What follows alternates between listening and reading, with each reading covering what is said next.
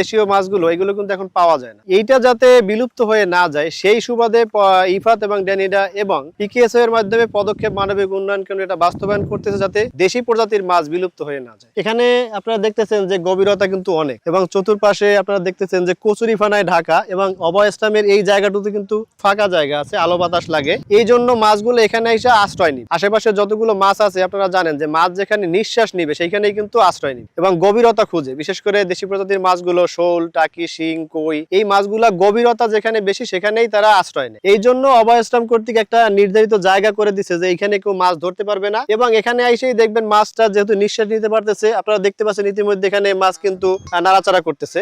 এটাই বোঝা যায় যে এখানে মাছগুলো আমাদের এখানে প্রশান্তিতে আছে এবং এখানেই তারা পরবর্তীতে মাছ ডিম দিবে। এটা হচ্ছে একটা মৎস্য অভয়াশ্রম। এই কার্যক্রমটা মূলত এটা একটা মৎস্য অধিদপ্তরের একটা অভয়াশ্রম, পল্লীকর্ম সহায়ক ফাউন্ডেশন যেটা দাতা সংস্থা এবং ইফাদ এবং ড্যানিডার আর্থিক এবং কারিগরি সহযোগিতায় পদক্ষেপ মানব উন্নয়ন কেন্দ্র কর্তৃক বাস্তবায়িত হচ্ছে।